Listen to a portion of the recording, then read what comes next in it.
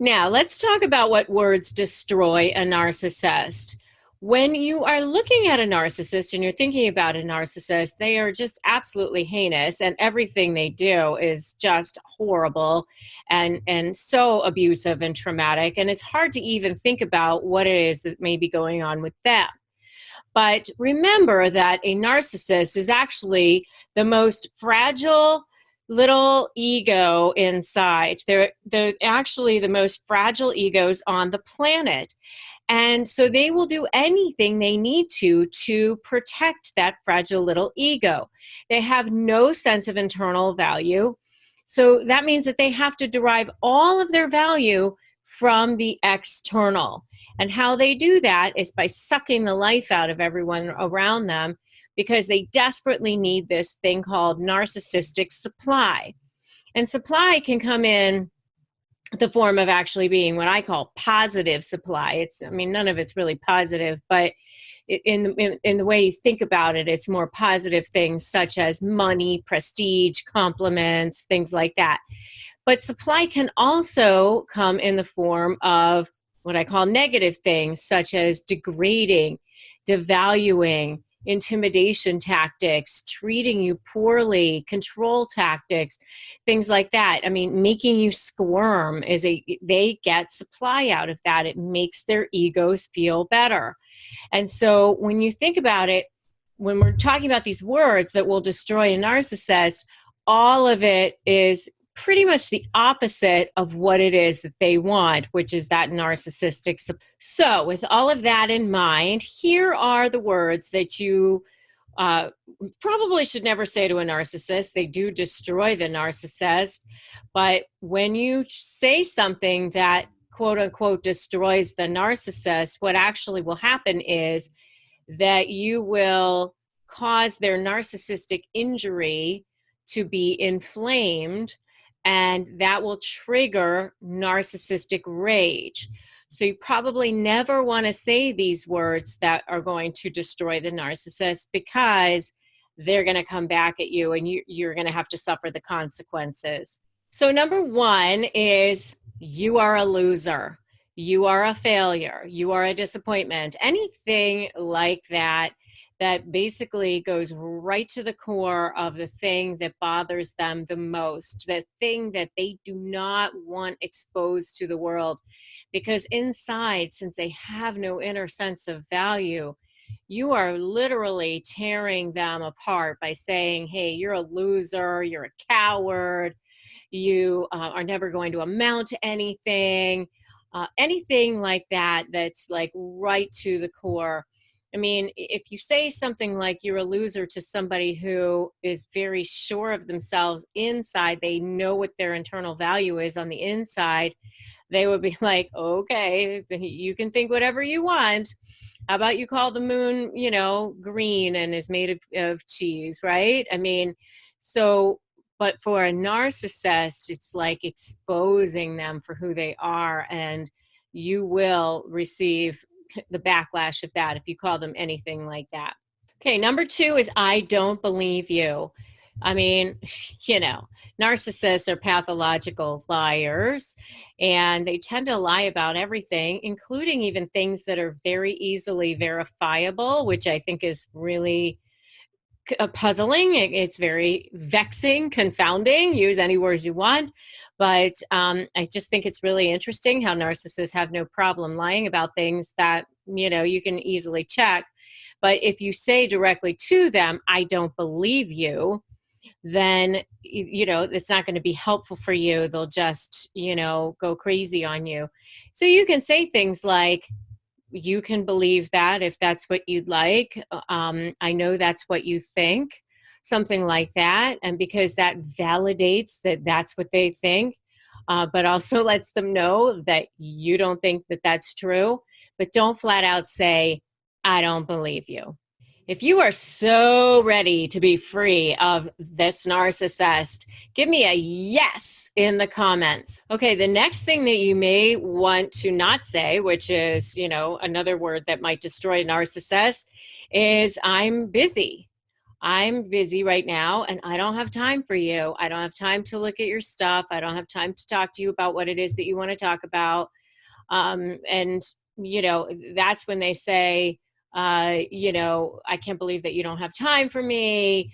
And, how dare you have other plans?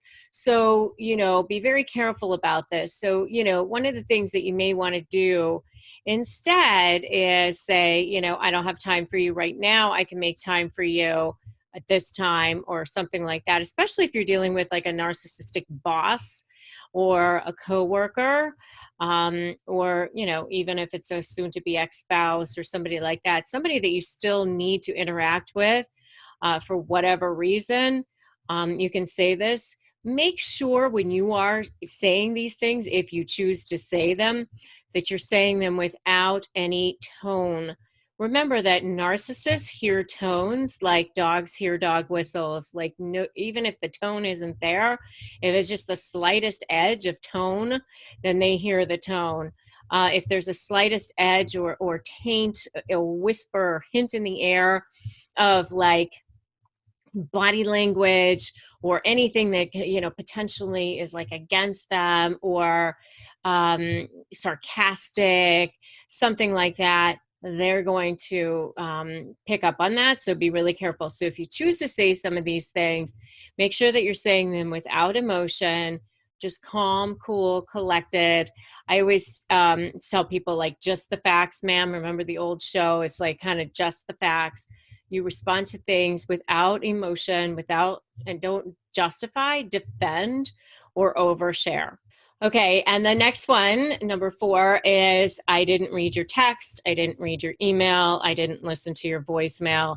Anything like that is like a little dagger to them. It's sort of sending them this message that they're not important to you, or that whatever it is that they wanted to say to you wasn't that important to you.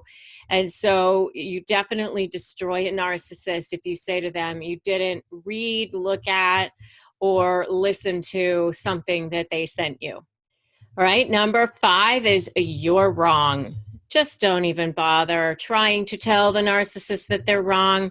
Do you honestly think if you try to point out to a narcissist what their flaws are and how they're wrong and how you're right, that they're going to turn around and, be contemplated and go, wow, you know what? I thought about that and you are right. I'm wrong. I can't believe I didn't see it your way before. They're not going to say that. They're never going to do that. I mean, unless there's something in it for them and some strategic manipulative reason why they would need to say that. So don't just come out and say, you're wrong. They're not going to acknowledge it anyway, and you're just going to end up wasting your breath and causing them to be inflamed in some way, and you're going to have to deal with whatever that means. So don't bother. Just don't even say it. And the last one is just don't say no. It's kind of the opposite of the old drugs campaign, just say no. Just don't say no to a narcissist. They will go crazy. They don't want to hear the word no. You'll have to think of another way to say no to them that's probably a little bit softer, so that you don't have to deal with whatever may come because you said that. So the best thing that you can do, honestly, rather than avoiding these words that destroy a narcissist, is to actually go no contact if you possibly can. I mean, at least to the extent that you can. I know some of you are probably in situations where you can't completely go no contact at this point. For you guys, I would say create a plan to go no contact. Even if you have children with this person, there is a way that you can minimize the contact through parallel parenting or using apps or something like that.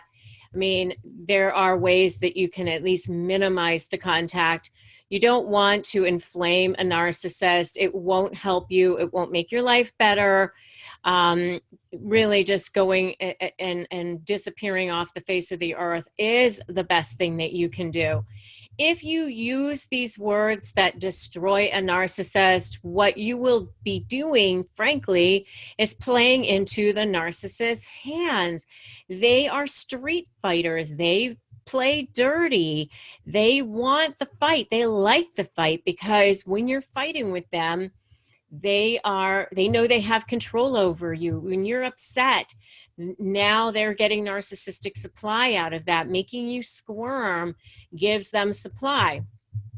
So, if you are using these kinds of words while it upsets them and it triggers their rage and their injury, what you're going to get back in return is so much worse than if you just choose to calmly respond and create boundaries and walk away from this person as soon as you possibly can.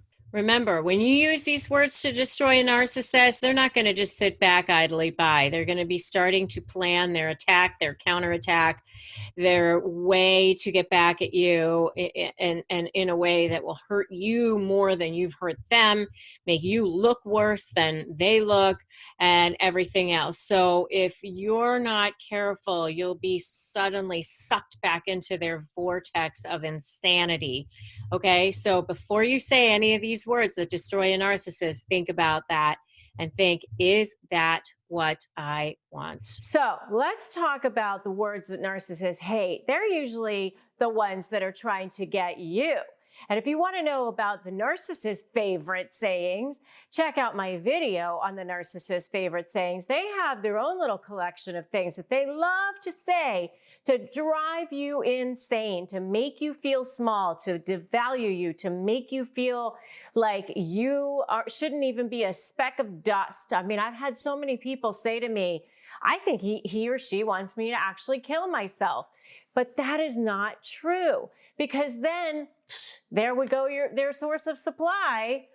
So basically, they love getting the supply, that narcissistic supply, that thing that feeds their ego. They want to get it from as many sources as they possibly can. And if you want to know more about narcissistic supply, check out my video on narcissistic supply, where I actually define the whole thing. But basically, what they're trying to do is make them feel more powerful over you by controlling you and driving you crazy. So, they bring you in with love bombing and they get you going and they make you think they're so wonderful and so perfect because they're really, really charismatic and they're terrific at making that you think that they are perfect in some way, whether it's in a business setting or a relationship setting. They come on with this charismatic, I'm so perfect for you way of being, and maybe even offer to do all kinds of things for you. And they might even do one or two things for you in the beginning.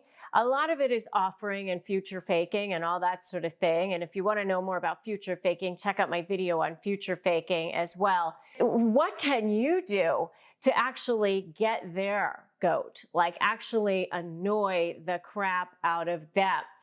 So here are some words that narcissists absolutely hate. Number one is any kind of praise or any kind of adulation or respect or anything about anyone else. They really cannot take that. Even if you just say, wow, I really admire that person, they're really good at this. Or even if you just compliment them in some way, they're really great in business. Or I like their house. Somehow any kind of compliment about someone else becomes something about them. It becomes something that irritates them, that bothers them in some way, that maybe you like them better, or you think more highly of them than you think of them. And so therefore it becomes a threat to them in some way. So any kind of nice words about somebody other than them is a problem. Number two is, that's not true. If you just literally say, I think you're lying, then they hate that.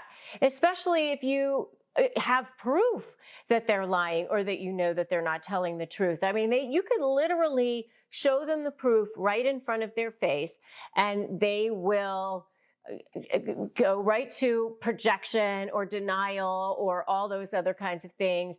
And definitely check out my video on what happens when you catch a narcissist in a lie. There's several different things that they normally do, but they really, really hate it if you just simply say, and you just say it factually. You don't have to say it with emotion or anger or anything like that.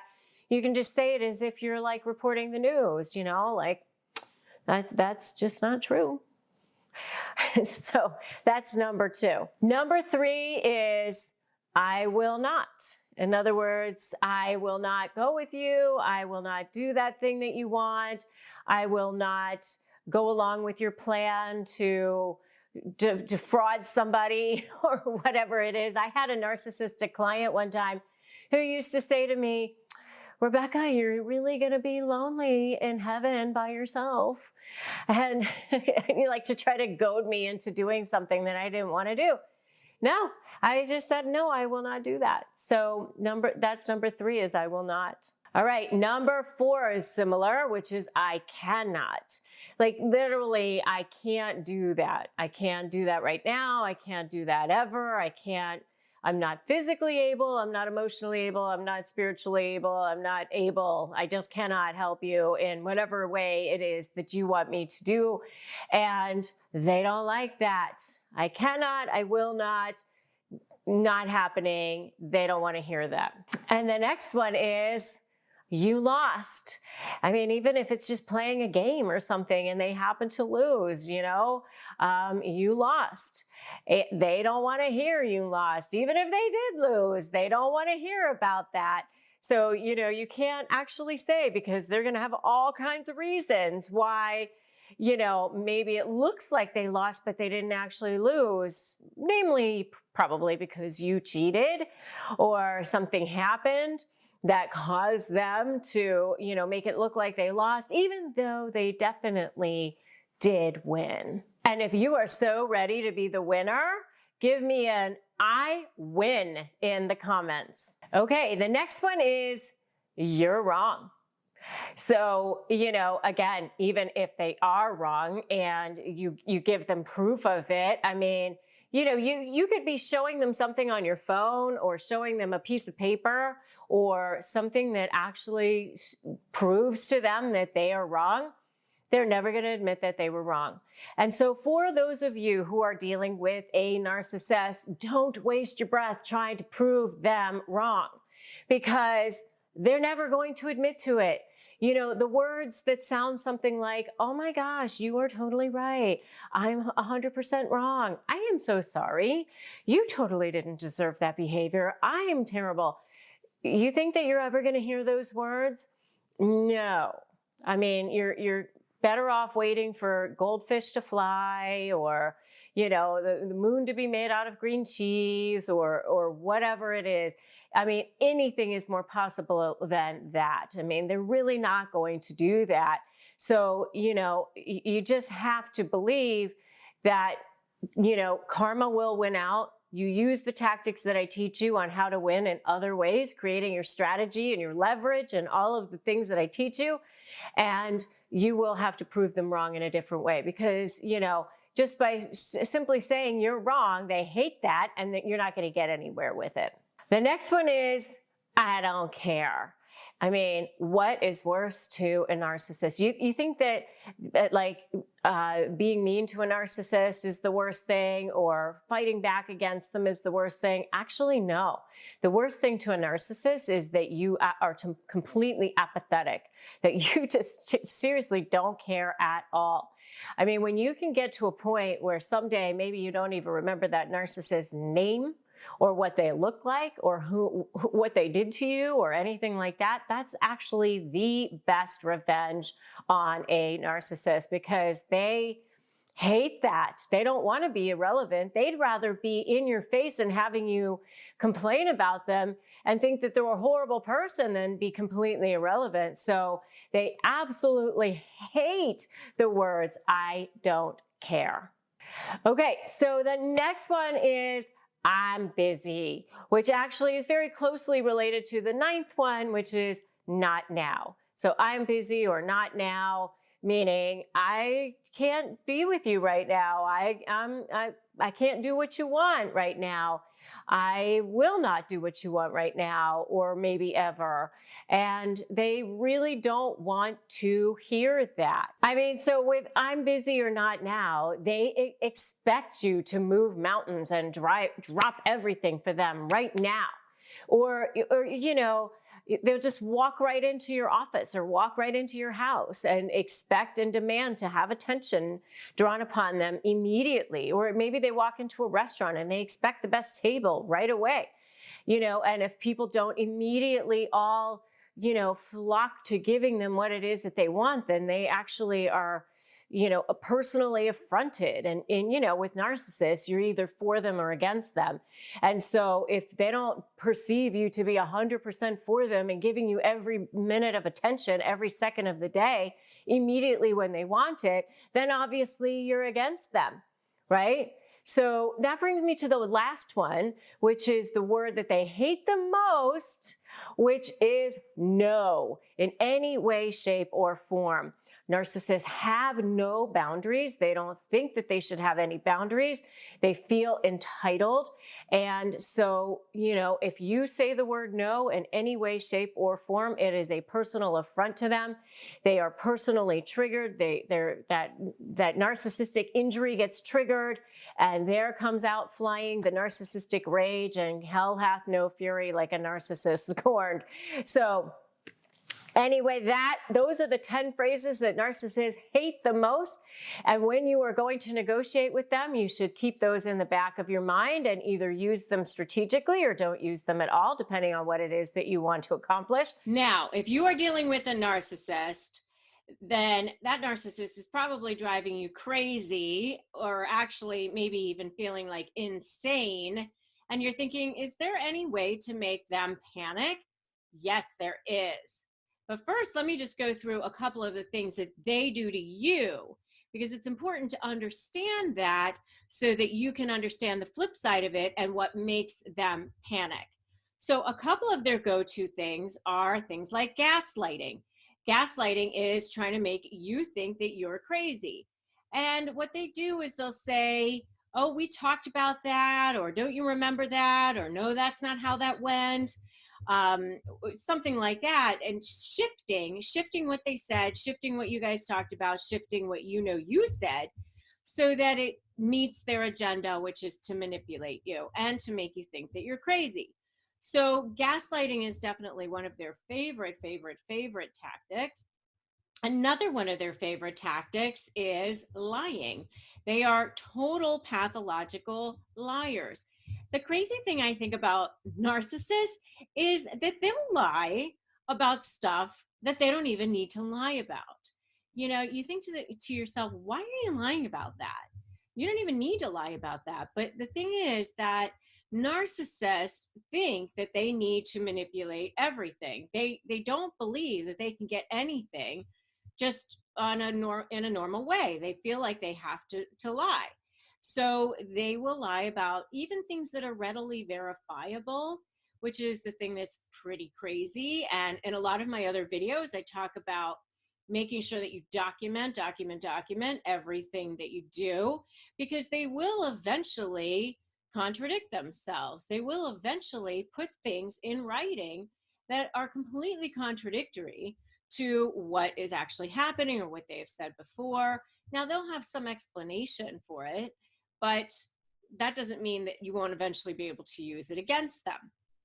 Okay, so number 2 thing that they do on a very regular basis is lie. The third thing they try to do a lot of is intimidation tactics. So what I mean by that is that they will constantly try to make you be afraid. So they intimidate you in all sorts of ways. You're afraid that they're going to hurt you. They're afraid they're going to expose you. You're afraid that they're going to take your kids. They're very, very, very good at figuring out what your weaknesses are, what means the most to you, And that's what they'll go for. So if you're a mother and you don't want to lose your kids, they'll say, I'm taking the kids and you'll never see your kids again. If you are dependent upon this person for support, they'll say, I'm going to take everything and leave you in the street. If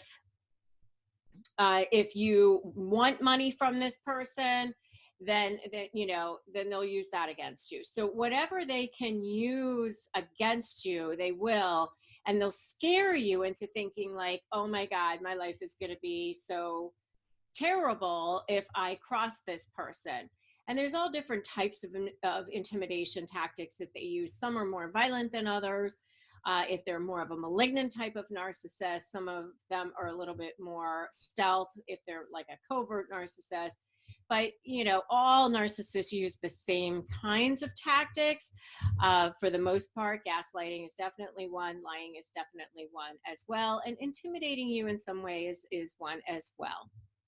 And another thing that they often try to do is triangulate. This is where they get their flying monkeys involved, and they get you to believe that all these other people have lined up a side by side with them, supporting them.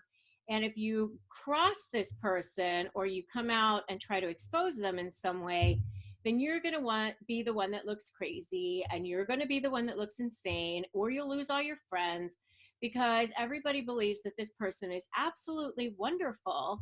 And so obviously you're the one that must be insane. So the term flying monkeys comes back from the Wizard of Oz, and it was when the Wicked Witch had her flying monkeys on her side. And that's what narcissists do. They all do it. They all try to make you think that they're like so close to all these other people. And so therefore you shouldn't come out and try to say anything bad about this person because everybody else thinks this person is amazing.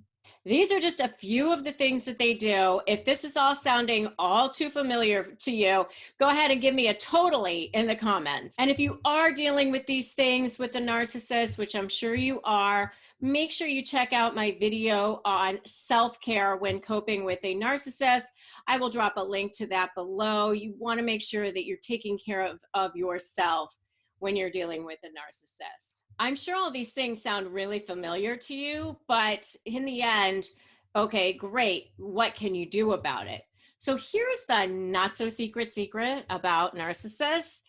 That is that they are actually the most scaredy cats on the planet. They have no sense of inner value. I've often said they're like the chocolate Easter bunnies that are hollow inside. They have no sense of internal value whatsoever. So they've got to go and get all of their sense of value from the external. And that's what we call narcissist supply. It's in the form of compliments, money, prestige, whatever it is that they can get to get attention for themselves on the external. But the thing is, they're super afraid. So if you push back on them enough, they will back down.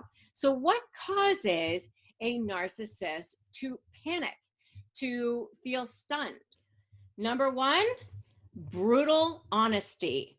They expect, because they're pathological liars, that most people lie too. They really just expect that everybody else is just as bad as they are. They don't understand what it's like to be a normal person. They've never been one, so they don't get that. They don't get that people out there actually have integrity. They understand the concept of it, but they just really don't believe that anybody else has it. So if you're just brutally honest with them, it kind of stuns them, and they're not exactly sure what to do with that. So for example, like if they, a covert narcissist is all often sick. That's one of the things that they do. They have this whole shtick that they're unwell in some way, they can't work or whatever it is. There's always some reason to feel sorry for the covert narcissist. And so, if one day they're super sick and then the next day they show up at something fun, something that they want to actually be involved in, because of course they don't want to miss out on getting attention for themselves, just without any kind of sarcasm or attitude or whatever, just say, oh, I'm so surprised that you're here. You said you were so sick yesterday. And you have to be careful, because if you say with any kind of tone whatsoever, they're like super sensitive. They can, they can sense it no matter what level of sarcasm it is. They'll feel it, they'll sense it. Even if it's not there, they might think it's there. So just make sure you're really saying it like as if you're reporting the news. I always say, like, just the facts, ma'am, right? Just, oh, I'm surprised you're here. You said you were so sick yesterday. They won't know what to do with that. So brutal honesty is number one. Okay, number two is pushing back. This is something that they don't expect, especially if you are used to giving in and acquiescing to whatever it is that they want. They will be really surprised, and it will make them panic if you push back against them. If they start to realize this person they thought they had total control over is no longer listening to everything that they do, or doing everything that they say, or buying into everything that they're selling, it will stun them, and it will start to panic them a little bit, because they'll be going, what's going on here? Why is this person pushing back against me? Something like that. Okay. So that's number two. Okay. And number three is exposing them. They do not want to be exposed for any reason whatsoever. If you really want to throw a narcissist into panic mode, let them think that they're going to be exposed, or actually expose them. If they're flying monkeys, find out who they really are. Or if somebody that they respect gets to see some side of them that they don't want seen, then that's a really huge way to make a narcissist panic. So, for example, in a mediation situation, if you know something about the narcissist that they don't want the other side to know, you might subtly say, like, that fact is going to come out. In my world, it could be that the person has a sexually transmitted disease and they are a doctor in the community. They probably don't want the world to know that.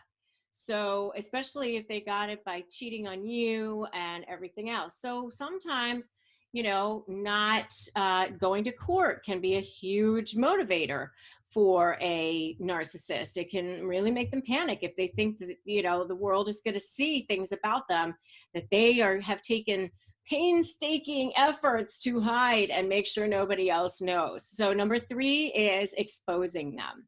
Okay, and number four is losing control in any way. So remember what we talked about, that they're the most scared people on the planet. They're really like the bullies, you know how in A Christmas Story, that old movie, that the little boy fought back against the bully, and then the bully ended up running away. You're really just figuring out what their level is, and they're doing the same thing to you, by the way. So every time you push back a little bit against them, they'll act up even more. They'll do more of their lying, more of their control tactics, more of their intimidation, more of their narcissistic rage. It will spurn them, because they'll think, okay, I just need to clamp down a little bit harder against this person so that they'll behave and get back under my layer of control. Or they might start love bombing again, and then devaluing, love bomb, devalue. They'll start doing this campaign of love bombing again, because they're trying to get you back into their layer of control. They're panicking. So losing control is something that really sends them into a tizzy. The reason they do all the things that they do, gaslighting, manipulation, lying, all the things that I talked about at the beginning of this video, is because they're trying to assert control over you, because they are so insecure underneath. And the way that you can make them panic is by having them lose some of that control. And, just like if you have a 2-year-old that has a tantrum, they're conditioning the parents. It's like, okay, if I scream loud enough, if I have enough of a tantrum here, if I cry loud enough, then mommy and daddy will give me what I want. And if you give in as a parent to that child, then they'll know next time, I just need to scream louder, I just need to scream longer, and eventually they'll give in to what I want. So What the narcissist is doing is trying to figure out at what level do I need to act at to get this person back into my layer of control. And if you know, give into that, then they know I just need to be that much louder, that much more awful next time in order to get this person to come back to my layer of control. So if you really want to make a narcissist panic, let them realize that you're no longer buying in to that stuff. When they start losing control, that's when they super panic. Okay, so let's talk about what will make a narcissist panic. So, first of all, let's think about what a narcissist actually is. A narcissist is a person that has no inner sense of value. They have to get all of their value from external sources in the form of what we call narcissistic supply. And if you want to know more about narcissistic supply, definitely check out my video on that topic. But basically, you know, they're like what I call the hollow chocolate Easter bunnies. They've got nothing going on the inside. They look really pretty on the outside, but nothing going on inside. And so they kind of try to layer on everything from the external. They're sucking the life out of every person and interaction and situation that they possibly can to try to make themselves feel like they have some value. And it's like a black hole, basically. Of course, you can never get them to be fulfilled or feel satisfied. And so they look at every person and every situation as an opportunity for getting that supply. They literally, like sharks, you know, seeing blood in the water. Oh, they smell it and boom, there they are. They're after it. So they're looking for it in every possible way. But what's really going on is because they have no inner sense of value, they're kind of like living this double life all the time. Like there's this inner scared little child that they're constantly trying to like protect. And then there's the person that they want the world to think that they are. They want the world to believe that they are. They need endless adulation. They need endless attention. And, you know, what's interesting to me is like the massive irony of treating somebody poorly throughout an entire relationship, whether it's business or personal, and then being shocked and disgusted when you no longer want to be in the relationship with them. It's like so ironic, isn't it? But anyway, if you want to start thinking about ways to make them panic, especially in a negotiation setting, because that will start to give you leverage over them in that negotiation, then just think of it in terms of the supply, right? What is giving them supply? Is it compliments, prestige, attention, adulation, respect? Or is it controlling you, degrading you, manipulating the process, intimidating you? All of those things gives a narcissist supply. Okay, so the first thing that first secret to making them panic is to stop interacting with them. If you just stop interacting with them, or at least on an emotional level, then you will start to make them panic, because they'll think, oh, why are they not coming back? Because they goad you, they trigger you, they throw barbs out there because they want you to come back. They want you to get into it. I remember there was somebody that, you know, we used to know who was a narcissist, and the guy would be like saying all kinds of insulting things to people, and then he'd go, now we're having a conversation. And you think, no, now I'm like really annoyed with you. But that's to a narcissist, that's having a conversation. So number one is stop interacting with them. Number two is not to fight back directly. You will want to fight back, but you must do it in a way that's super strategic. Okay. And I talk more about that in my video on creating leverage over narcissists in negotiations. I've also talked about it in my video called Slay Your Negotiation with a Narcissist, which is also the name of my program, of course. So I just want you to start thinking about, yes, you do need to fight back with them, but you must do it in a way that's super strategic. Okay. So the next thing is, when you talk about leverage and creating leverage over the narcissist, you are going to want to threaten a source of narcissistic supply that's more important for them to protect than the supply that they get from making your life miserable. So threatening to expose them in some way, threatening to make them look bad in front of judges or other people that they don't want to know, like, their bad stuff out there. That's why they try to get at you before you get to them, because they don't want you to expose them. Okay. So the next thing that you can do is just totally act like you don't care. I mean, like, they're doing stuff and you're just like, oh, I'm whatever. I mean, you can do whatever you want. Oh, how's the weather today? Just completely like it didn't even happen. They did whatever they did to try to get a rise out of you, and you just act like you don't care. That sends them and drives them absolutely crazy, because now they up the ante. I've often said they're like 2-year-olds having a tantrum on the floor. You give in to them, and then the next time they think, okay, I'll just cry louder, scream more, kick harder, act worse, and then mom and dad will give in. And that's why I always say they're the worst right before they're ready to give up, because they act like that until finally they realize, oh, they're not giving in this time, so I just have to give up. And so that's what's really going on with a narcissist in a negotiation as well. And then the last one, of course, is going no contact or having super strong boundaries. You must do that. It will drive them crazy, but I'm telling you to do that, not just for, driving them insane and making them panic, but also for your own health and peace of mind. What are some of the traits of a narcissist? It's really important to understand a narcissist if you're going to be able to get back at them. So if you haven't seen my video on the 7 deadly sins of narcissism, you're definitely going to want to check that out. Here's a basic primer on narcissists. The basic primer is that they have no inner sense of value. So they have to suck all of their value from the external, which we call narcissistic supply.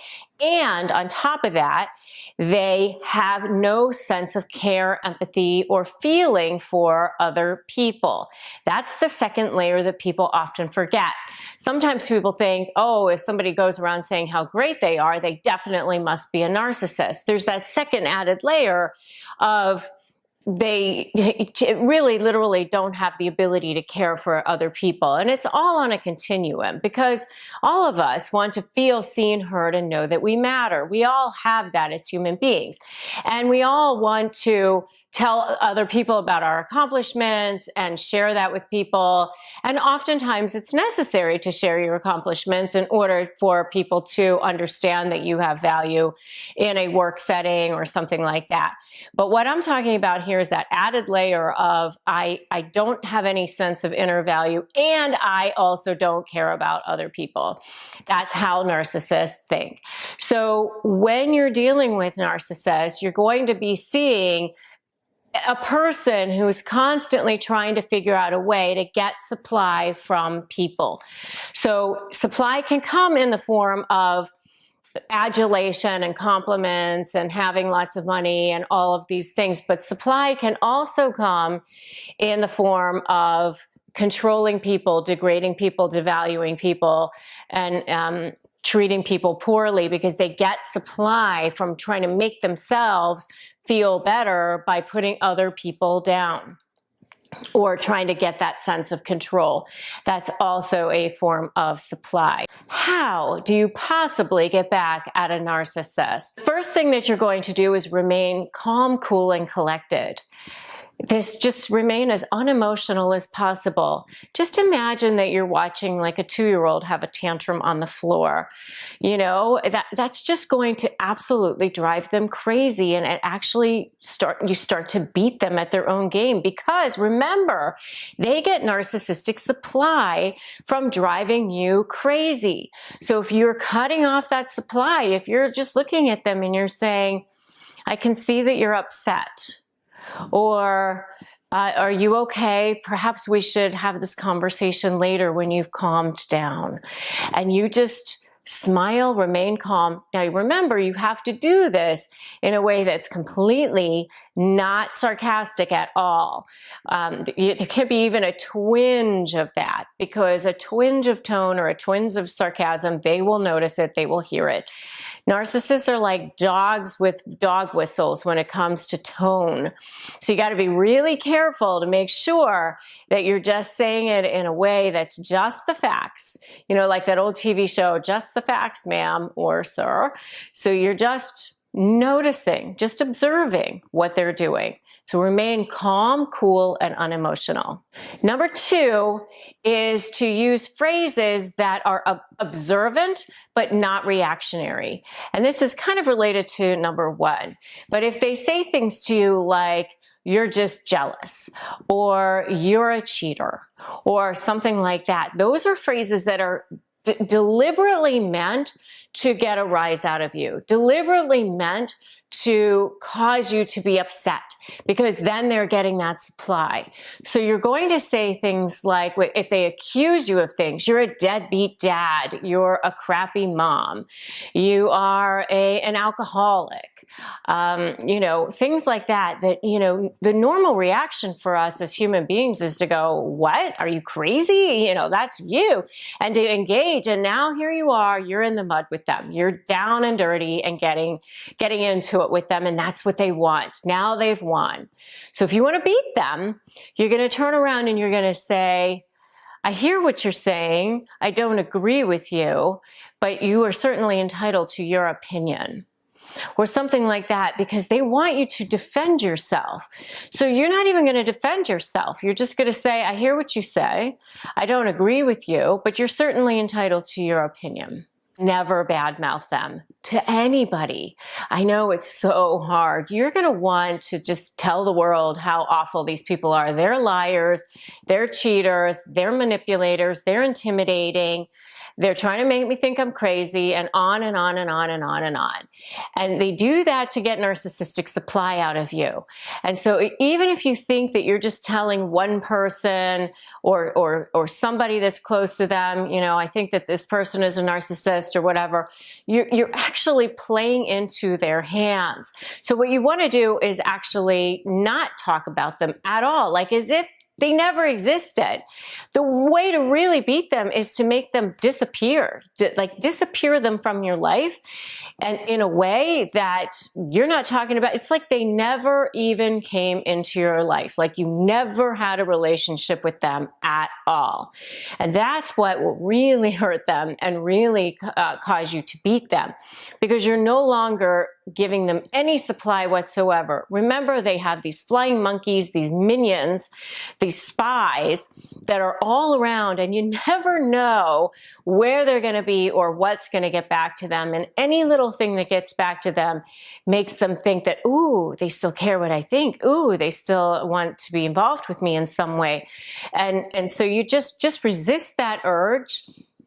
If you really need to vent, if you really need to find a place to go and talk to people, I do have a private Facebook group, which is called Narcissist Negotiators with Rebecca Zung. Go in there and vent to people who are also dealing with narcissists, or talk to your therapist, or talk to your parents or other people that aren't going to go back and tell this person that you were talking about them. Really resist the urge.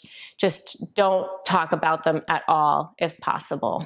And if you are so over it, give me a so over it in the comments. The 4th thing that you can do is quit going above and beyond. You've done enough for these people. You've given them not only your mind, body, but also your soul. And it's enough already. It's enough already. So be done with it. You've fed the black hole enough. You can't, it's one of those machines that you're just constantly putting in, but you never get anything out. You're constantly giving. They're constantly taking. There's nothing you're ever going to do to change that paradigm. So just stop. Just stop right now. You can't fix them. Stop giving them love. Stop giving them care. Stop giving them attention. You can't love them back to health. It's just not possible. So right now, today is the day that you stop putting those quarters into that machine that's not even working, because you're not getting anything out of it. Okay? And the fifth thing that you can do is to go no contact completely. I understand this is difficult if you still have this person in your life.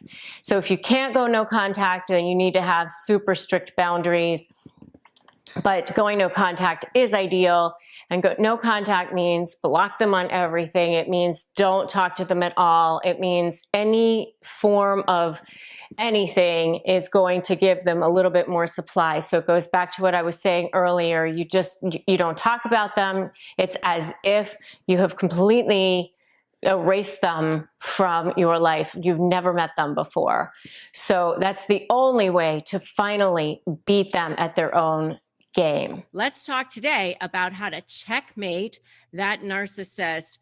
Especially when you're negotiating with them, you really want to try to grab the edge. You really want to try to change it around. I kind of often think about it as like you're playing tug of war. And, where is that rope, right? Is it in the middle or is it kind of going back and forth? Or are you just feeling like, you're about to lose over here. You're about to fall on the ground because they've got you pulled so far, right? Or I guess they would be the one falling on the ground, but you're the one who's about to fall on the ground, the other in their turf, right? Because you just feel like you just can't get on top of it. You can't seem to figure out how to get it going in the other direction. And I know a lot of times you do feel like you are constantly on the defensive. You feel like you're constantly like that turtle on the back of your shell and they've got their foot on you, right? And your arms and legs are up in the air. But there is definitely a way to shift that power dynamic so that you finally feel like you're the one who is in control. So the first thing that you can do, and we've talked about this before, but it's really, really important that you understand that you need to put super strong boundaries into place. I've had to deal with a couple of narcissists in my own life. It has been super toxic. It was super horrible. It was very traumatic. It took over my brain. It took over my life. And my narcissists weren't even as a husband. It was a business partner and a family member. So, but it's still like absolutely horrible. I mean, I'm actually an empath at heart. And, so I was constantly feeling every single piece of it. And I obsess over it and I ruminate over it. And it just is so horrible. So, developing those super strong boundaries is a really good way to kind of get going with it and start to take that toxicity away from you so that you can start to heal and you can start to get your brain back. Because it's almost like deprogramming, like you've been programmed and traumatized by these people so much. So how do you do that? How do you put strong boundaries into place? Well, one of them is definitely going to be not engaging with them. I mean, at least to the extent that you can. So at least minimal engagement, keep your conversations with them brief, keep them on topic, the things that you actually need to talk to them about. So that's definitely one way you can have strong boundaries. Another way you can have strong boundaries is by setting parameters. Okay, we'll talk, but we're going to talk about this. This is the topic. We're not going to talk about anything else other than that. One of the things that I also did that, to set boundaries that I found really effective is blocking these people on social media so that you're not constantly looking at them, especially if you know that they're trying to post stuff that's going to trigger you or try to show you how wonderful their life is, or that they've moved on, or they have somebody else, or they've got other things going on in their business and you're not included in that. These bullying tactics, just block them all. Block them so that you don't have to look at it, so that they're not looking at your stuff and you can just start to move on with your life. The other way that you can have really super strong boundaries is to find one form of communication. And email is definitely best. I would definitely say that it's the easiest form of communication that potentially down the road could be used as a trial exhibit if you need to. Text messages tend to be long running things, and sometimes there's not always a time and date stamp, and sometimes the entire conversation's not always included there. So, I would definitely say email is optimum. The next thing that you can do to checkmate that narcissist and try to shut them down is using phrases that shut them down. One of the things that you can say is something like, I agree that's what you think. I agree that that's how you feel. You're not agreeing with anything when you say that, but you're making them think you're agreeing with something, right? Another way to do that is, I understand that that's your perception. I understand that that's your position. I understand your, thoughts on this. And again, you're not really doing anything by saying that, but you're just kind of disarming them. It takes them off their game. It makes them wobble. They're like, oh, what are they saying? And you're sort of lulling them into thinking that you're kind of going along with them. And then the next one is, I'm sorry, that's what you think. I'm sorry, that's your perception. I'm sorry, that's your position. I'm sorry, that's how you feel. I'm sorry that we're in this situation. These are all phrases that you can use to shut them down. And I have a lot more on these in my phrases to shut down narcissists. So definitely check that out. All right. So next thing that you can do is control your emotions. By controlling your emotions, you're starting to break free of them. You're starting to not allow them to trigger you anymore. And by the way, if you are so ready to break free from narcissists at all in your life, give me a break free in the comments below. All right. So the next, in controlling your emotions, one of the ways that you can do it is kind of see it as a game. I interviewed Judge Lynn Toller, and you can definitely check out that video if you'd like. But one of the things that she said was, see it as a game, kind of make it fun. Not that it is a game, not that it's like not a serious situation, but kind of getting yourself psyched into, not feeling so like this is life or death all the time. You sort of like watch the words go by you, or sort of watch them as if they're 2-year-olds having a tantrum on the floor. Because the more that you can do this, the more that you can disengage, the less power they're going to have over you in the negotiations, the less chance you'll have to be triggered, and the more power you'll have in your own right, and the more firm that you will feel in your position, and you'll start to build your confidence in the whole thing. And your mindset is so important. The more confident you feel, the better that you will be. Remember, the people will think what you tell them to think. So you want them to believe that you are strong, you are powerful, and that you are going to win this thing. All right. So, and then the last thing that you can do to checkmate a narcissist is to go no contact completely. The way I look at it is like erase them from the CPU, like they never existed in your life. You were doing fine before they came along. You can do fine when they're gone, just like as if they didn't even exist. So, to the extent that you possibly can. Obviously, if you're co-parenting with a narcissist, you're still going to have to see their face, but maybe not. Maybe you can just, parallel parent and, use some kind of parenting app and not even have to see them. But, or if it's a family member or whatever, you just try to keep it as brief as possible and go back to some of the other things I said. But if you can go no contact completely, that's the plum. That's the best way to do it. That is for sure. That is what definitely helped me. And I know it will definitely help you too. Now, let's talk about the 6 things that narcissists do when you try to go no contact, which I highly recommend that you do. And I've had to do it myself with a couple of narcissists. It's never fun. It's never great. They try to make it almost impossible. They try to make it so that you really don't want to have to do that. But you definitely do have to do that, because they will eventually take over your soul. Like literally, I describe it as like pods.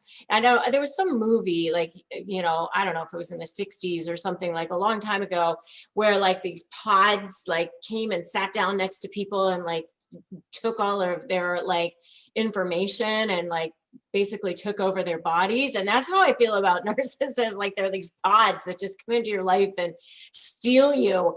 And you end up feeling like you're like being choked to death, or like, I don't know, my situation, where I talked a lot about this, by the way, in a couple of recent videos. One was my toxic relationships, and the other one was, I don't normally share this, my own story of bullying. But like in my situation, I felt like one of the narcissists was literally trying to like become me, like stand in my shoes and be me, and but also like was devaluing me and doing things to me at the same time. It was super weird and really awful. And so that's kind of how you start to feel, right? And so you have to go no contact in order to like, it's like not too dramatic, I don't think, to say like save your soul. Like that's how I felt. So, but you do want to know what's going to happen when you go to do that, right? So let's talk about that now. So the first thing is that they're going to maybe try to start going back to what worked for them before. Because remember, there's those three different ways that they're, you know, that they interact in relationships. There's the three different phases, which is love bombing, devaluing, and discarding. And by the way, I have videos on each one of those if you want to go check them out. But they start off with love bombing, or that idealization phase, where they show up, whether it's, you know, it's not always a romantic, it can be a business situation, which it was for me. And they show up in your space and they seem like they're absolutely perfect. And then they start to devalue you. And then, you know, there's the discard phase, but they kind of go back and forth between the phases. So they're going to go back to what worked before. You know, oh, you know, we can always work this out. We've always been so good together. We've always been able to do things. You know, why do you need to be so rigid? Why do you need to be so difficult? You know, try to like get you to be charmed by them again. You know, whatever that worked before to charm them, they'll go back to that. And sometimes it's called hoovering, where they're basically coming back and saying, oh, you know, maybe I haven't talked to you in a while, and suddenly you get that ping in your inbox or in your DMs or whatever, and you're like, oh, I haven't talked to that person in a while. What are they doing here? So, you know, they're going to go back to trying to charm you in some way. So that's number one. The next thing is that they may try to escalate their tactics, like come on even stronger, you know, like you barely feel like you can breathe sometimes with them. Like now all of a sudden they're showing up at your house, they're showing up at your office. They happen to be talking to everybody that you know, like you just can't get away from this person. There they are. They may call you incessantly, they may text you incessantly. They may escalate their efforts on all the bad things that they're doing, manipulating situations, projection, denial, deflection, lying, all the things that they normally do, but now on steroids. Because remember, with a narcissist, you're either for them or against them. They're very black and white, you know? So they may escalate their tactics. You see like them coming on much more strongly. And then the third thing that they will likely do when you go no contact is start that triangulation, which is kind of, you know, in the discard phase, that's when you start to see the birth of the smear campaign. So they'll escalate even the triangulation, meaning that they're lining up their flying monkeys. They're talking to people that you know. They want you to feel excluded. They want you to feel isolated. They want you to be punished for going no contact with them. So they want you to think that they're doing great and you are making a huge mistake by going no contact with them.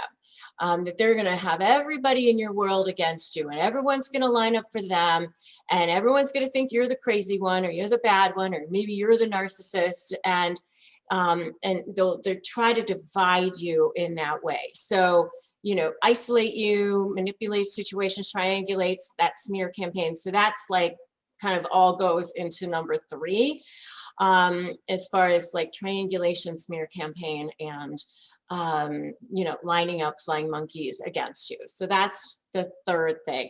And if any of you have seen this before, I want you to tell me I've seen it in the comments below, because I'm sure you've totally seen this before. Okay, so now let's talk about the fourth thing. So the fourth thing is that their narcissistic injury could be triggered, and so therefore that narcissistic rage comes flying out. So now they're not just trying to hoover you, they're not just pushing you more, they're not just triangulating, they're not just escalating. Now it's like they're in full-on rage. Like, you will do what I want, you will come back, you will be punished. And sometimes I think they go into this rage state just so that you're afraid, just so that you are punished. Not just that they're angry. I mean, I know that they're angry too. They're like 2-year-olds in adult bodies. So they're literally having a tantrum now. They're literally like super angry. And sometimes during this phase, that's when they start to actually become undone. They start to make mistakes. And that's when you're starting to close in on them. And in a negotiation setting, that's when that your tactics are actually starting to work. And that's when you are actually the most vulnerable to going, oh my God, I don't think I have the stomach for this. But that's when you got to keep going, because narcissists are always the worst right before they're ready to give up. And I do have a whole video on the undoing of a narcissist, which I broke down the show, that Hugh Grant show. That's a really great example of a malignant narcissist who was like continuing to do things, but the more people figured out who he was, the more mistakes he started to make, and that became his undoing. So that leads me to number 5, which is the narcissistic collapse, which sometimes they do. They completely collapse. They just become undone. They don't know what to think about their world, because, they do have a very fragile sense of self. For them, the world is a place of survival, that they have to survive. And so sometimes they do collapse, and that's number 5. And the last thing is that eventually, if you do it the right way and you create the right strategy and you have the right leverage and you figure out how to cut off any source of supply from you, that means you're not intimidated, you're not scared, your fear goes away, all of that, because now they just realize they're not getting any supply from you anymore at all. And, they're like vultures. So there's nothing left in this carcass over here. So they will eventually, and this is number 6, go find narcissistic supply somewhere else, because they have to have it. It is what they feed on. It's their lifeblood. It's their oxygen.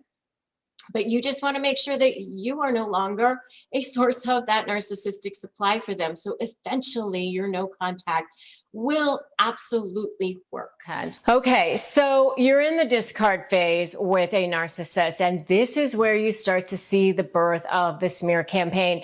So what's happening is a narcissist is starting to see that maybe the end is near. And sometimes it even happens 6 months or a year ahead of time. Sometimes it even happens while you're still in relationship with narcissists, but they want to start to smear you because they want to get the edge. It's kind of part of their triangulation phase as well. So what happens in a smear campaign is the narcissist starts to go to other people and say things about you that leaves the other person, the listener, with the idea that maybe there's something wrong with you, that you're not what they thought you were, that you are a bad person in some way, or maybe that the narcissist is a victim of something bad that you've done to them. They're trying to line up their flying monkeys so that these flying monkeys believe that the narcissist is a good person and that you are a bad person. And it especially happens in the discard phase. And if they're more of a covert narcissist, they might start to say things, many months ahead of time, like, oh, you know, she forgot about the kids and didn't feed them dinner, but, you know, she's got so much going on, and, you know, sort of like a kind of a good thing about you, but also sort of like a smearing of you, something like that. You know, if you're dealing with like an in-law, then that mother-in-law might say to somebody else like, oh, you know, I don't know why she insists on keeping my son away from me, you know, when maybe that person never did anything to the mother-in-law, but the mother-in-law wants people to believe that there is a problem. You know, maybe it's, you know, oh, they're not taking good care of the kids or something like that. You know, they just start to like embed little seeds of doubt in other people's minds that say, you know what, maybe there's something wrong with this person, or I've heard things, you know, about this person. And we as human beings, we tend to take all of that stuff in. I mean, that's why National Enquirer and all of these kind of more smutty sort of magazines, they say things about celebrities like, you know, so-and-so was drunk, you know, in public in a bar, and it could be completely wrong. It could be that they weren't even at that bar, or maybe they just showed up over there and had one drink and left. But it becomes this story, and now there's that seed of doubt. Now, every time you see that actor or actress, you think, wonder if that person has a drinking problem. I heard that person has a drinking problem. And especially if it gets picked up by, you know, some media that ends up being sort of more reputable or whatever. And the same thing happens in a smear campaign with narcissists. They end up kind of just saying just enough. They're really masters at saying just enough, like sprinkling in a few kernels of truth so that it sounds believable. It sounds plausible. That seems to be what's actually going on there. And so they will do this so that they can try to get control over you, or try to take you down, try to break you in some way, try to make you go crazy, you know, all of those things that they try to do to get their narcissistic supply. They got to get that hit of narcissistic supply. And if you want to know more about narcissistic supply, check out my video on narcissistic supply. But it's their lifeblood. It's what they need to live on. So one of the things that you can do to shut down this smear campaign is really to just ignore it and just not give it any life. Don't feed the fire. Don't go back to the other person and try to correct things or whatever. If they're saying things in court, you know, like let's say they said things in a pleading or in a motion or something like that, you can respond in a way that you need to respond to, maybe formally, you know, with a denial in a pleading or something like that. Or you can potentially wait until you have to testify or be in a deposition, and then allow your attorney to ask the proper questions to elicit your response so that you can actually respond to whatever it is that they might have said, if it's necessary to even respond. But sometimes, you know, they can send you this super long email about how you are, you know, a deadbeat or a drug abuser or a wife beater or whatever it is that they're saying. And, you know, and then maybe there's one kernel in there of something that you need to respond to, like what time to pick up the kids or something. And you can just say, I deny all of your allegations. I'm in receipt of your email. I deny all of your allegations. Thank you very much. I will see you on Wednesday at 3 to pick up the kids. And just leave it like that. And don't feel like you have to respond to every single thing that they say, because if you do, then you get sucked into the mud, you get sucked into the vortex, and now you're in it. And now your emotions are running wild. Now they've got that narcissistic supply that they're looking for. So just something, for the most part, just ignore it. And it's really, really hard. And I've had to do this. I've had a couple of narcissists that have targeted me. And I know that smear campaigns have gone on. And I've just made a decision that, you know, I can't control what the narcissist is going to say to other people. There's no way other than maybe duct taping their mouth and shoving them in the basement that you can ever stop them from saying what they're going to say. I mean, they're just awful people. So you can't control them, but you can control your response to it. And so just ignore them and understand that they're going to do what they're going to do, but you can also do what you're going to do. And so if you are so ready to shut down the narcissist smear campaign, give me a shut them down in the comments. All right, the next thing that you can do to shut down a narcissist smear campaign is create your own life, create your own new beginning, create your own new future, and just move forward, and don't give that any power or any more energy by creating your own new life. One of the things that I learned how to do to pivot was I realized that as long as I'm thinking about what the narcissist is saying, doing, or engaging in, I am not in creation mode. I am not doing something that serves my soul and serves humanity and serves the world. And that's our purpose here on this planet. We are here to grow, to learn, to expand into the best versions of ourselves. And if you are mired in what is the narcissist doing and all up in that, first of all, it doesn't allow you to be in creation mode or positive mode because you can't be in both at the same time. But second of all, quantum law tells us that what you think about multiplies. What you appreciate appreciates. And so if you're thinking about what that narcissist is doing, saying, and engaging in, you are going to get more of that into your life. Like attracts like. It's a law of physics. And your thoughts are energy. So as long as you're giving energy to those thoughts, you're going to get more of that. You're going to get more of whatever it is that you're thinking about in your life. So start doing what you need to do to have gratitude for the wonderful things that are happening in your life, and just start pivoting. It's like, as soon as you find yourself thinking about what that narcissist is doing, I want you to just stop and go, oh my God, there I am. I'm thinking about this. Let me think about something else. Let me pivot towards something else.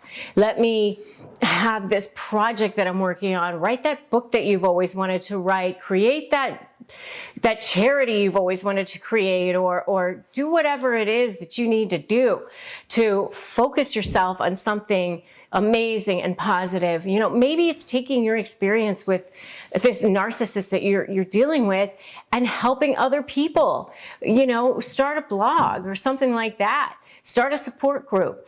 Get yourself into a place where you can start being in a more positive mode. I do have a private Facebook group. Join that. That will help you as well, help you pivot. It's called Narcissist Negotiators with Rebecca Zung. And you can definitely join that and start to get yourself into a positive mode of thinking instead of that negative mode of thinking. And that is one way to really shut down that narcissist smear campaign, because, you know, once you're no longer giving them supply, then they're no longer going to be interested. They're just like predators looking for supply everywhere they can. And if they're not getting it from you, then they won't be interested anymore. They will want to have to go get it from somewhere else. Let's talk about when a narcissist will actually leave you. I know you're like over here hoping, right? But, or maybe you're like worried. I don't know. But when will they actually leave you? So, well, let's talk about why they're actually in relationship with you in the first place, because that's the whole point of it. They attach themselves to you not because you have so little value, even though they're devaluing you the whole entire time. They really attach themselves to you because you have so much value. They want to suck as much value out of you as they possibly can. They're almost like leeches or, you know, vampires. Are sucking that out of you. They want that narcissistic supply. And if you want to know more about narcissistic supply, you can check out my video on that. You know, they have this endless need to feed this thing inside of them, this beast inside of them. They have this emptiness inside of them that will never be fed. It's like a black hole that is bottomless, and they want you to feed it. You probably, when you first got into a relationship with them, wanted to feed it too. You didn't realize that it was a bottomless pit, that can never be fed. It's a one-way directional spigot. It will never be two ways. And they somehow always figure out a way to get that spigot going this direction and never the other direction. Once you're no longer fueling that, and they realize that you're shutting off that spigot or that that source, then they won't want you anymore. If you're no longer a good source of supply, then they won't want to be in relationship with you anymore. So if you start to stand up for yourself more, or whatever that was that they were receiving from you, if that supply source is starting to shut down, then they're no longer going to want to be in relationship with you. So if you start to set boundaries, or you start to shut off that money source, or you start to shut off whatever that source of supply was that they're getting from you, then they're going to want to shut off relationship with you. And let me tell you, your value to them is in direct relationship with, like, the ratio is indirect. It's directly related to how much value they're getting from you.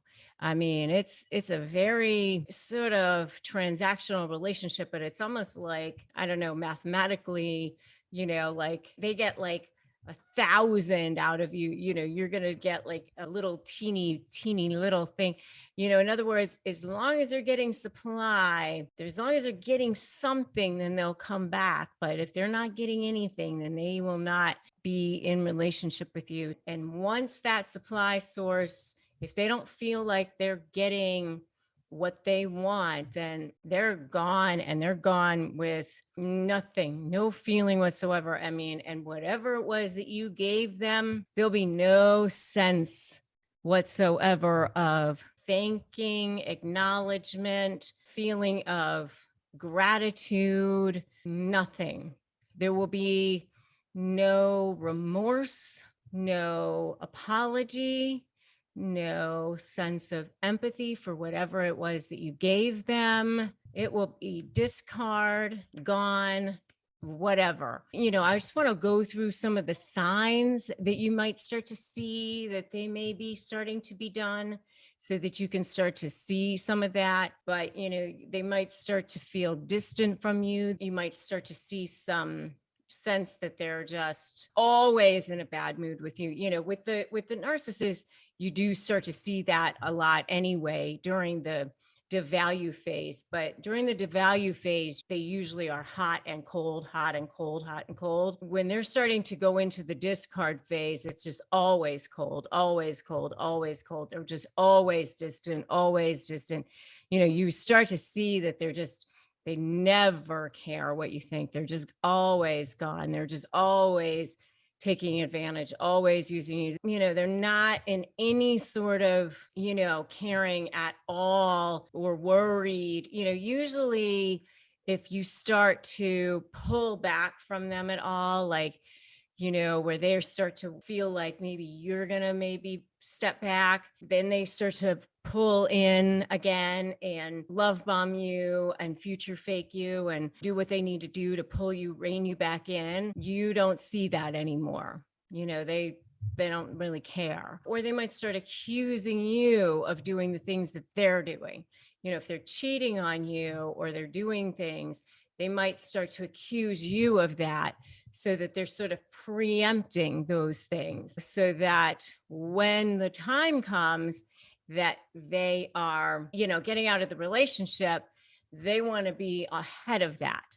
Well, you were cheating first or something like that, to make sure that it's sort of tit for tat, that sort of thing. And let me tell you, it'll be the best thing that ever happens. So, should you be worried if this person is about to discard you? It's probably going to be the best thing that ever happened. But you do want to prepare yourself, so if you think that this is coming, you do want to prepare yourself. You do want to make sure that you have your documentation in check. You do want to make sure you have everything that you need lined up financially. You do want to make sure that you have a stash of cash. You do want to make sure that you have a place to go, a place to live. If this is a divorce situation, if it's a business situation, a business partnership, make sure that you have a succession plan in place. You do want to stay 2 steps ahead of them if you see that this is coming, and get a plan in place. Okay. If you do think that it's a divorce situation, make sure you watch my video, Before You Divorce a Narcissist. Watch this. If you are dealing with this and you're managing this, I have a whole video series on self-care to deal with narcissists. Definitely check that out. And, the best thing you can do for yourself is just move on.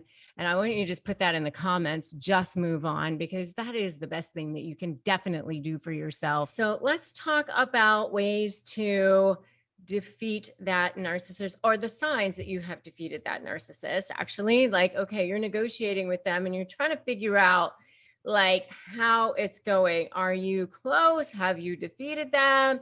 Do you think that you're kind of on the way to defeating them? Because sometimes it's maybe hard to tell, because they don't want you to know.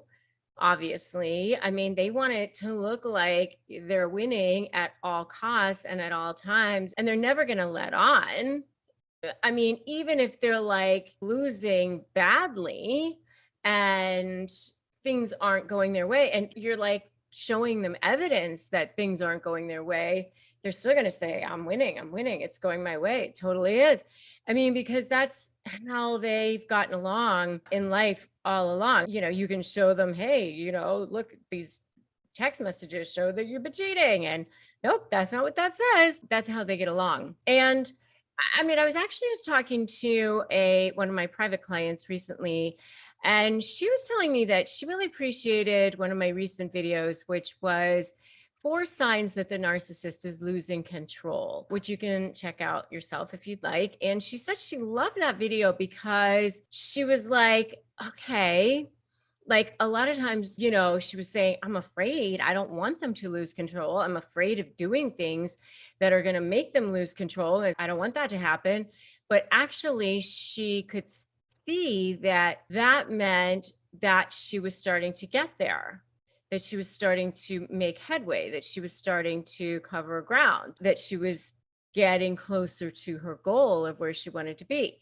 So that it was actually okay that in this case, she was dealing with a husband, but sometimes you're dealing with a business partner. I've actually dealt with quite a few situations where people are dealing with maybe a family member in a probate situation, something like that. But it's okay if they're actually starting to lose control, because that means that they are showing signs of being defeated as well. And so you don't necessarily need to fear that. And also remember that they have conditioned you.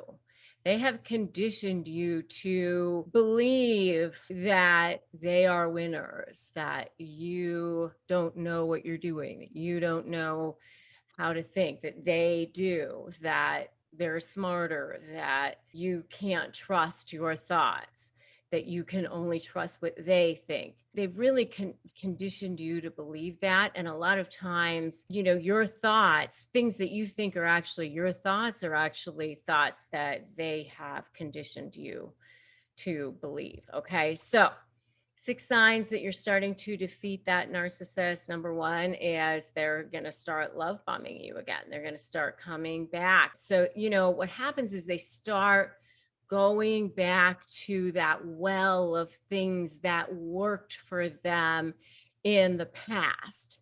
They don't have a whole lot of tricks in their arsenal. They have their things that worked for them. So they go back to whatever it was that worked for them in the past. They have these patterns, they have these playbooks that worked. And that's why, it's kind of interesting. When you start to study what they're like, they're pretty predictable in the sense that you kind of can tell how they're going to behave, even though it's pretty awful, but you can pretty much tell how they're going to behave. So they'll start off kind of small, and then they'll kind of work up to the things that, when it's really bad defeat. Okay. So, the love bombing might be the first kind of sign. Then the next thing is, okay, that didn't work. So let me go to the next thing. And that's when they start to get a little bit more desperate. So they start to flood you. They start to flood you with the text messages, show up at your house, show up at your office. You might start to see some crazy texts. At this point, you might start to see some, little undertones of not so nice texts, or maybe some even like threatening sort of language in the communications that you're receiving. So that, it's starting to ramp up just slightly. You're starting to feel that heat rise because they're starting to feel, like it's coming. All right. So that's number 2. Number 3 is they start saying and doing all sorts of weird things. Like, this is where you start to see, like, where they kind of start to get like a little bit desperate, where they start to, get a little bit crazy. And so sometimes you'll start to see them just say weird things like, okay, where did that come from? Okay. They get a little bit outlandish sometimes. And so that's, how it kind of starts. Like they get a little bit crazier and crazier. And until they're just, full crazy and into collapse, and they've just become undone. And, by the way, the mini series with Hugh Grant and doing great example of that whole thing. And I actually did a whole video on that if you want to check it out. Really great example of that whole thing. And so, okay, so those first 3 are all about them. It's all about the narcissist themselves. And so those are all signs that you've defeated the narcissist, and that's about the narcissists themselves. So the last 3 I want to kind of focus on, signs you've defeated the narcissist. I want to focus on you, signs that you've defeated the narcissist, but focusing on you, because that's really when you know that you've defeated the narcissist, because you feel it on this side of the fence. All right. So number 4 is, that you've defeated the narcissist because you're no longer emotionally triggered. It's like they say things that normally in the past would have gotten you all like upset. It's like, Superman with the bullets that just pop off your chest, or Wonder Woman, they just like went right off your wrist, and you're like, did somebody say something? I thought I heard something, but nothing. I got nothing. It didn't even like faze me at all. Nothing. Like when you're not emotionally triggered by that at all, you've actually defeated the narcissist. Okay. That's number 4. Number 5 is you get what you want. You get what you want in the negotiation, but you've taken your ego out of it. What do I mean by that? That means that you've ethically manipulated the manipulator. They think they've gotten away with something. You've let them on to believe that they won, that they got something out of you, and you actually manipulated them into taking exactly what you wanted them to take. So, and you do your best Meryl Streep or Al Pacino or whatever it is, and you went, oh my God, I can't believe, this is all terrible, whatever. And because you took your ego out of it, because you know what, they have to feel like they won. And that's how it goes. It's okay. It's fine. That's going to be how it is. You have to let them think it's their idea, or whatever it is. Okay. So that's number 5. Number 6, the last one is, this is the best one, really. And that is, you no longer have any fear. You no longer have any fear in interacting with them whatsoever. Not only it's no emotion, you have no fear in interacting with them. You receive emails from them, you see them, you talk to them, you have no fear. And I get so many emails from people who've done my programs, who've watched my videos, all the things that I've told you guys to do. And then you tell me that that's the miracle. Yeah, you've gotten the outcomes you wanted, all those things. But the miracle is that the fear has disappeared.